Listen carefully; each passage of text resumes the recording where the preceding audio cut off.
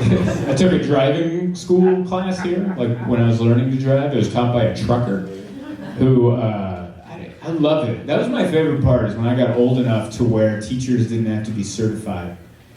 You know what I mean? Like, all throughout your childhood, those teachers are rigorously certified to make sure they know what they're doing. And then you get to high school and they just kind of quit. You know? Like, most of them are, but then you get some teachers who are like, let me tell you about the government. And you're like, what? And you're like, oh, this is an ROP program. All right. This is why he loves wood. He hates society. All right? Starting to put the pieces together. I had a woodshop teacher in high school that, you ever meet someone who none of their dreams come true? So now they're stuck at a job and they never let anyone forget it? That was my woodshop teacher. I had a woodshop teacher in high school. His name was Mr. Brent. And he was pretty regular amongst other things. He had all his fingers. He wasn't one of those guys. You know, he was like, oh, he's missing a hand. No, he had all his stuff. But he was missing most of his heart. He was missing a part or section. He was a hateful man. I think he had goals and dreams, none of it worked out. Or maybe he just loved wood, but he realized he couldn't make a living with wood without teaching it to humans. And so he was just pissed all the time. And of course, woodshop's a stoner class. That's a class you take where you're like, I'm done, I finished that algebra, and now I need to fill my schedule, I'm working wood. That's what it is. Anyone take woodshop here? Clap it up, cool. Nice. Do you work in wood today? Of course. Because no one did. Does anyone work in wood currently? Is anyone running a mantle clock shop as we speak? Just busting out mantle clocks. Anyone making Adirondack chairs to pay the rent? Anyone doing that? No, because it's not a real job. Maybe it was one day, but that shit's made in China. And Mr. Brand couldn't let go. So he's like... And I kind of thought about him, I'm sure he's in high school making a mantle clock. He's like, this is what I want to do with the rest of my life. And then he graduated, and they're like, that doesn't, what?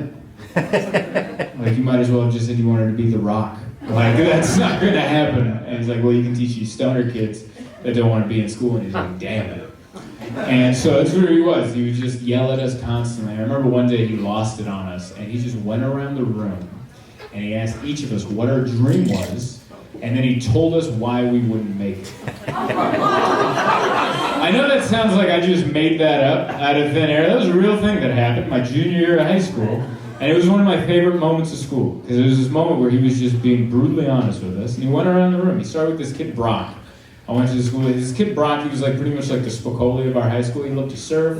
He had cool long hair. And he loved surfing. And he's like, what are you going to do with your life, Brock? And Brock was like, I want to be a professional surfer. And he's like, oh yeah? Well, have you already won any national championships? Because Kelly Slater won 2 national championships before he was even 15. You haven't done that? That means you're never going to make it. And you should realize that now before it's too late. And Brock's just like, what the hell? You can see tears welling up in his eyes.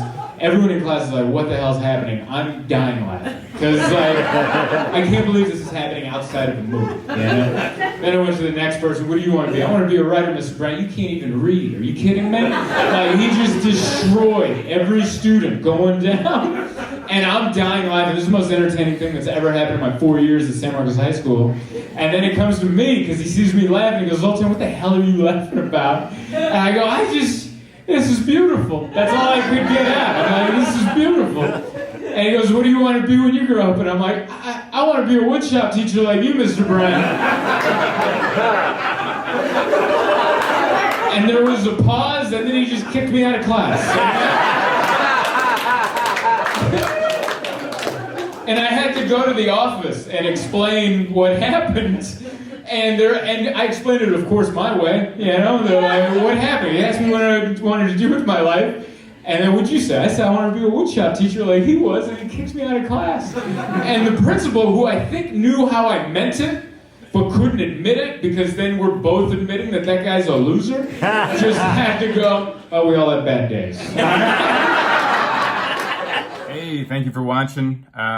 Like, share, subscribe, review, leave a comment. Join the page if you'd like to support monetarily. But what's more important than all of those things is live comedy is back. I'm back on the road. I have upcoming shows in San Diego, Seattle, Salt Lake City, Indianapolis, Chicago, Milwaukee, Minneapolis, Dallas, Austin, Houston, and San Antonio. If you want to keep up with all of these, go to my website, zoltancomedy.com. And if you scroll to the bottom of the page, sign up for my mailing list, and I'll just email you where I'm going to be. That's simple enough. Cheers, everybody.